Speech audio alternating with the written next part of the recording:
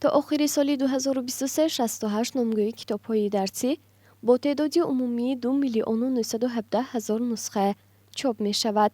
در این خصوص به امید خاور در مرکز تهیه، نشر و معاملات کتاب‌های درسی علمی و معتادی وزارت معارف و علم جمهوری تاجیکستان خبر دادند. در 9 ماه سال روان نشر 25 نامگوی کتاب‌های درسی به مقدار 2,265,000 نسخه به نقشه گرفته شده است. عین زمان نشر 30 نامگوی کتاب درسی با تعداد عمومی 1,367,000 نسخه مورد چاپ قرار داشته، 11 نامگوی با تعداد 530,000 نسخه پوره به چاپ آماده گردیده است.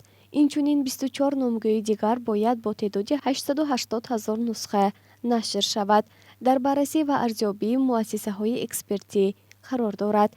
علاوه بر این 3 نامگوی کتاب درسی که تعداد عمومی نشر آنها 140,000 نسخه می باشد، از جانب مؤسسه نشریه معارف به چاپ آماده می شود.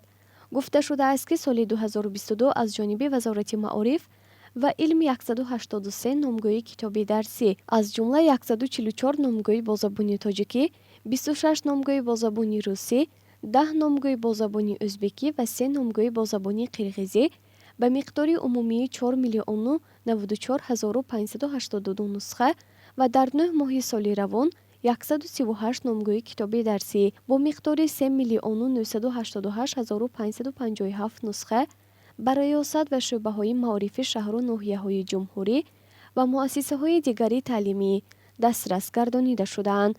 دوام سالهای 2023-2024 نشر 16 نامگوی کتاب درسی برای مؤسسه های تحصیلاتی عمومی تعلیماتشان با زبان روسی، 16 نامگوی به زبان ازبکی، 12 نامگوی به زبان قرغیزی و 4 نامگوی به زبان ترکمنی در نظر داشته شده است. در این باره امید خاور خبر می دهد.